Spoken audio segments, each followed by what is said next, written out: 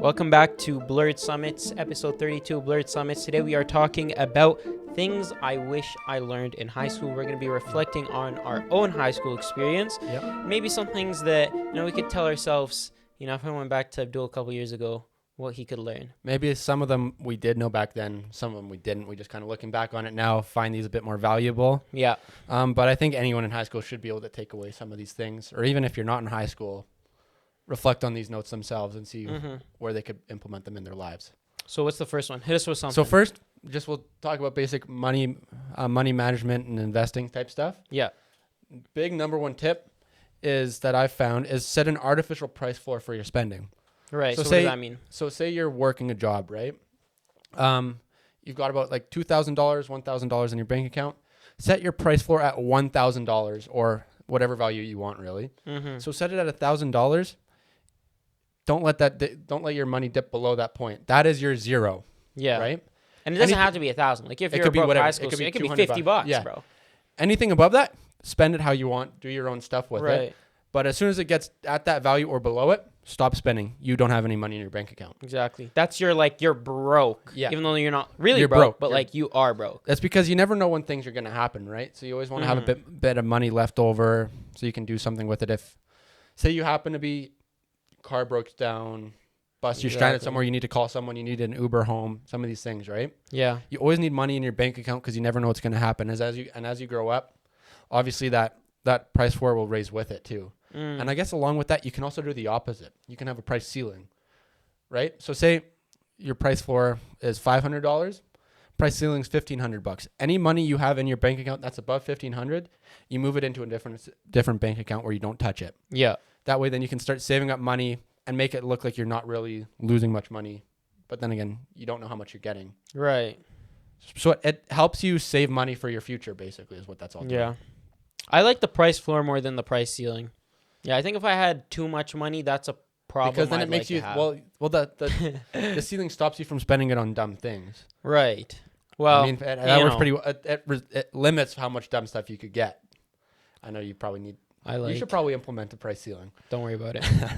So another option is, another thing is, it's not about showing that you make money, it's not about showing that you make all this money, right? Yeah. Because a lot of kids in high school, they'll go buy the $400 shoes, the Gucci belt, all this kind of hype beast stuff, just because it's like, hey guys, I'm working a job. You don't need to do that.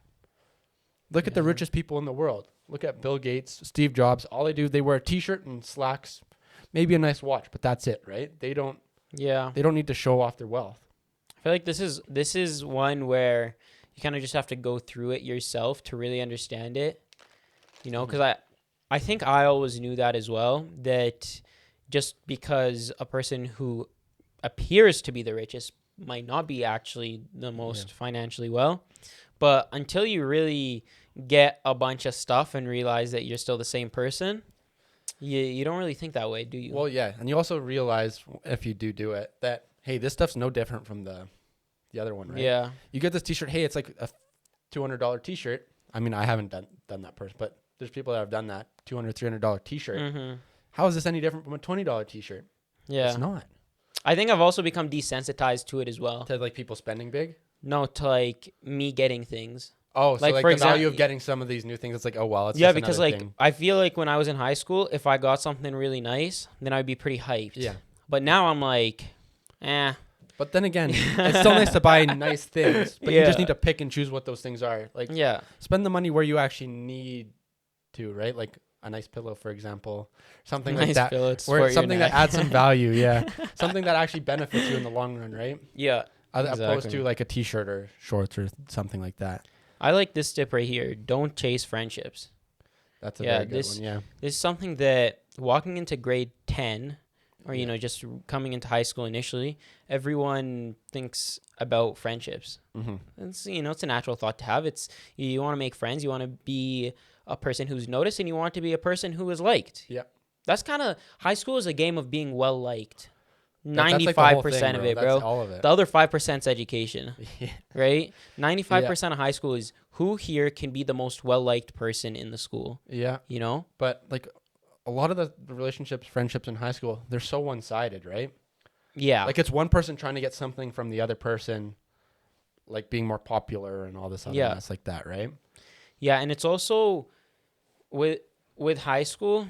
And this is a bit of a tangent, but like with high school, a lot of the friendships in high school, they stop at the classroom door. Yeah. You know, you go to university, you fall off with half the people.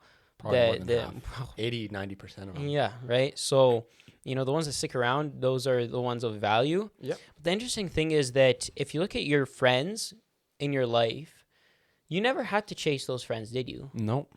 And they never had to chase you. It seems that your stars just aligned and your pathways crossed in a way that you know made it positive for you guys to be in each other's lives, and so that's how it happened, right? Yeah. And the friendships where you do chase the person, those friendships never last. Yeah, like, but the thing is, everyone puts their effort into those ones where you're chasing someone, right? They put 95% of their effort into those that don't really put the effort back. Then your other 5% go to the ones who actually will reciprocate, right? Yeah. So you want to flip that.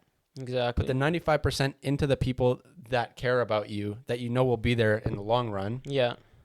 And then put that little percent into those ones that you need to chase.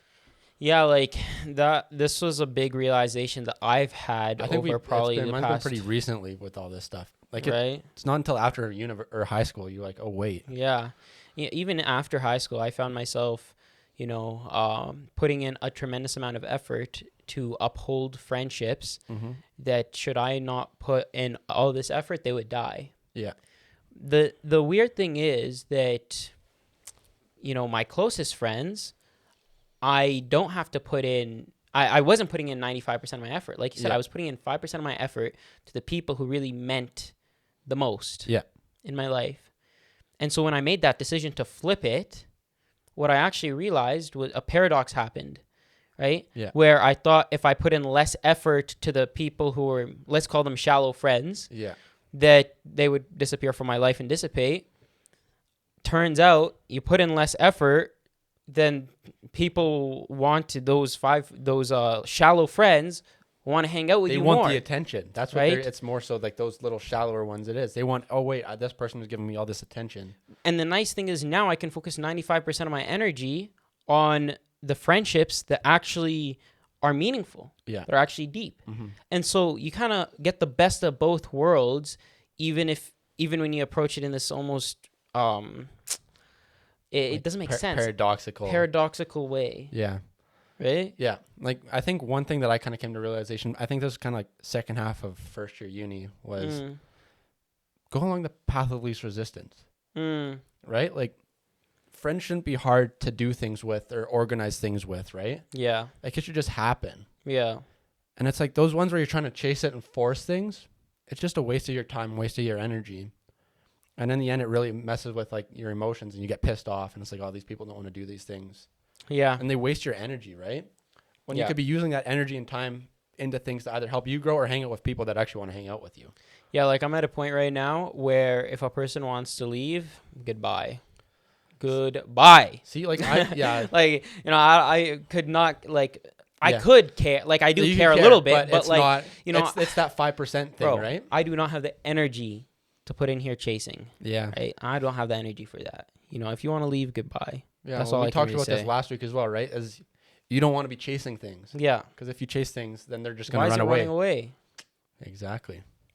Okay. So this next one is the true value of your time and the time of others, right? Because lots of people in high school, they'll kind of waste like teachers and other people's time trying to ask questions or try to get things out of them and not really know what they're asking for, right? Like lots of people go into tutorials in high school and say, I don't understand this giant broad concept, and expect the teacher to be able to explain it to them in depth and get them to understand it in no time, right? So be more intentional with your time. Yeah. So when you're trying to spend time or use the time of others, know what you're trying to get out of it.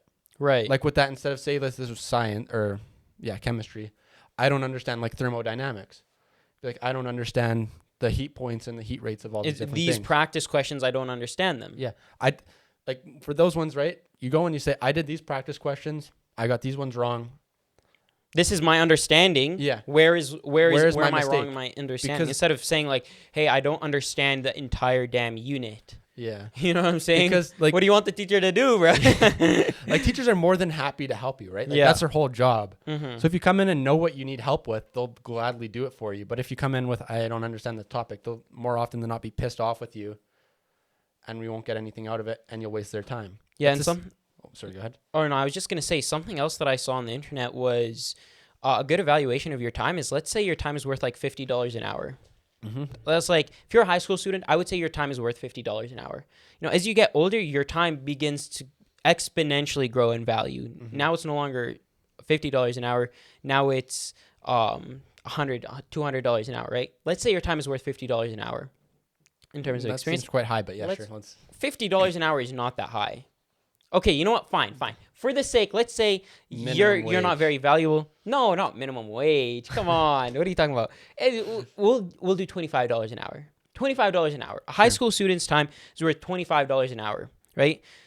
Let's say you spend you know, kind of going back to the friend thing. Let's say you spend 3 hours Yeah. trying to make plans with a person, Mhm. right? You've now spent $75. Yep. Would you be willing to spend $75 to try and organize a plan.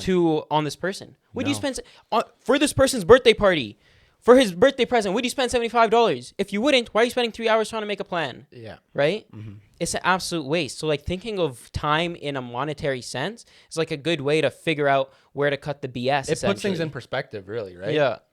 Like, it's like, okay, so doing this stuff will cost me this much in my head, right? You just need to Mm. find that value for you and run with it. Yeah. I think high school student 50. Okay, you know what? $25 an hour. But regardless, That's still whatever. so that's saying, hey, if I work a minimum wage job, I'm paying $10 an hour to make $15 an Yeah. hour. because getting a $5 net. because minimum wage jobs are not you at your potential. Yeah, fair enough. Like, your potential ceiling at that moment in your life is $25 an hour. Just because you happen to be spending it on $15 an hour things, that right? Yeah, fair enough. Yeah, I guess so. And so this other tip right here, or this other thing that I wish I knew in high school, is that high school is a breeding ground of interpersonal skills, right? So like, something that I realize now that I'm out of high school is that the beauty of high school Mhm. is that you're put in an environment with 1,000, 2,000 other people who have all different perspectives, and you're forced to interact with one another for 8 hours a day. Yeah. If a person walks out of high school and their interpersonal skills are not amazing, what a damn waste. Yeah, I think that's something that, like, when you got into university, high school, you don't even think about it, right? Yeah.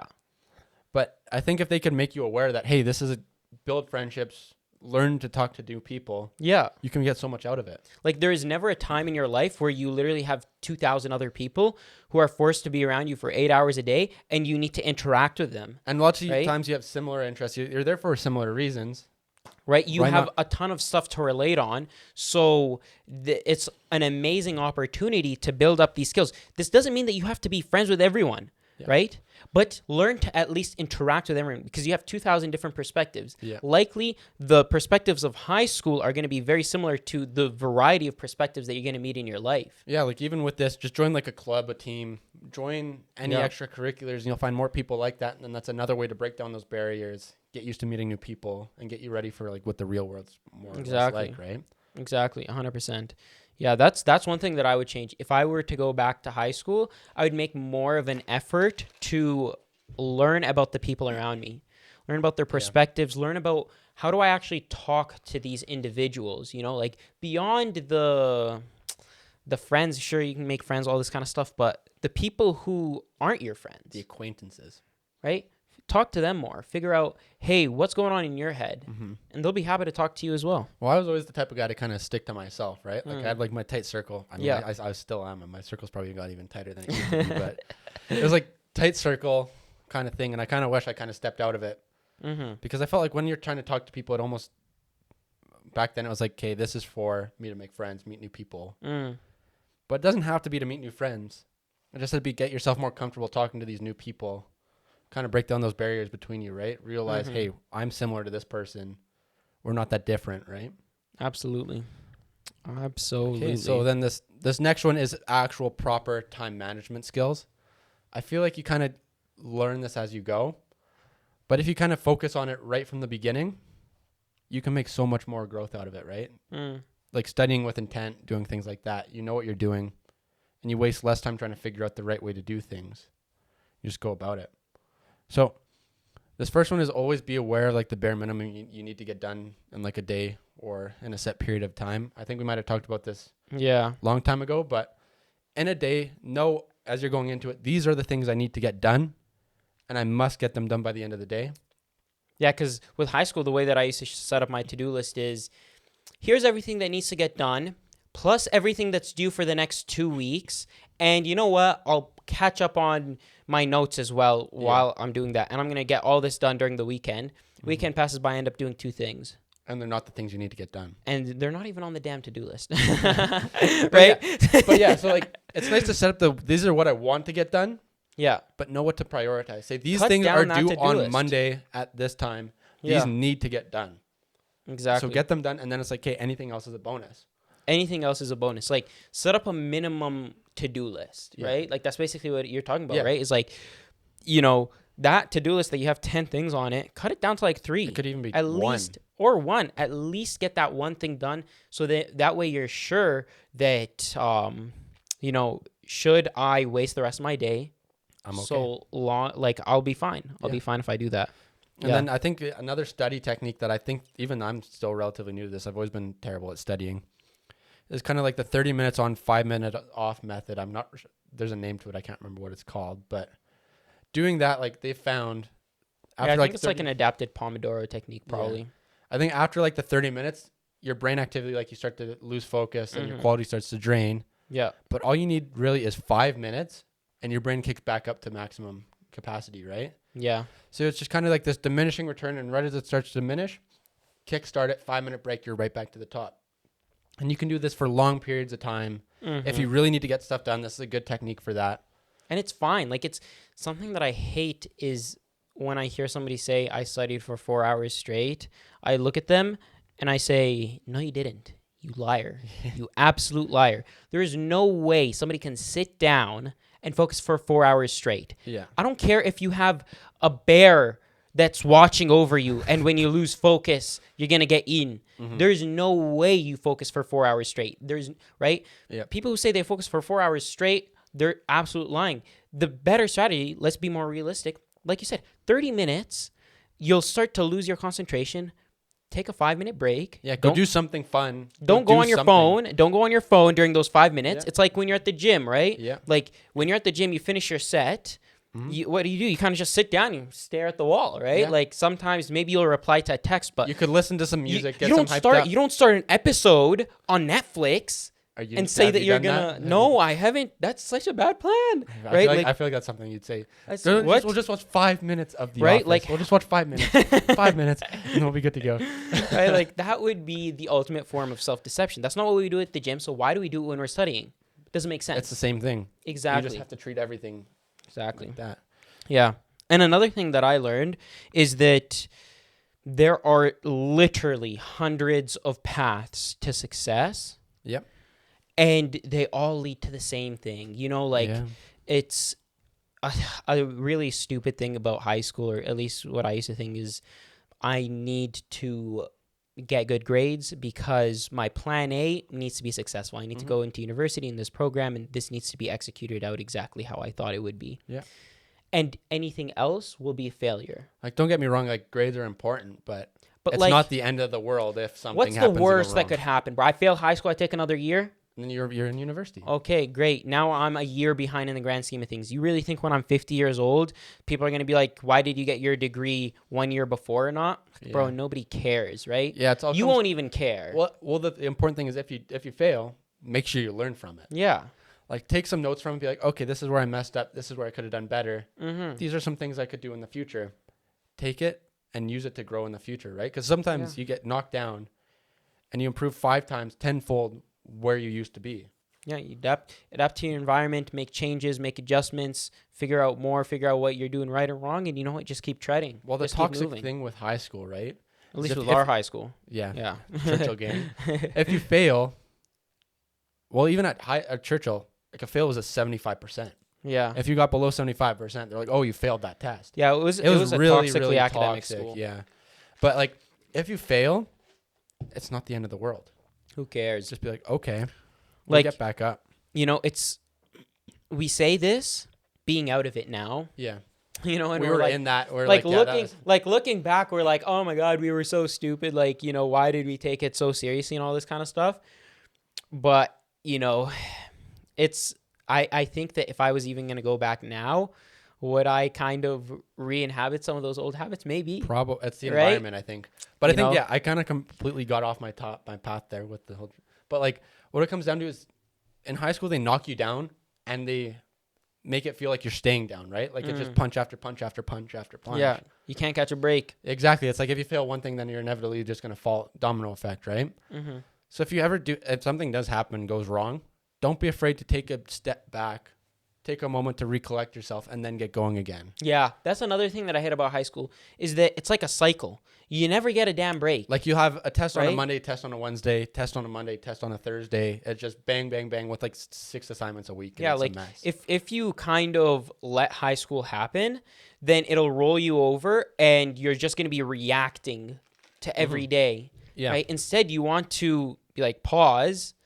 I'm going to be the one who is pursuing my day instead of my day pursuing me. I'm Yeah. going to be the one who's chasing after Taking that. control, then you're the one in the driver's seat, right? Absolutely. But as soon as you see like, you know what, I'm just gonna see what my day has for me, follow along with it, and whatever happens. You're in the passenger seat, and this person that's driving is like a little child and doesn't know what they're doing, so they're gonna crash into something and everything's gonna blow up. Mm-hmm. Take control of the driver's seat. Exactly. Drive that car.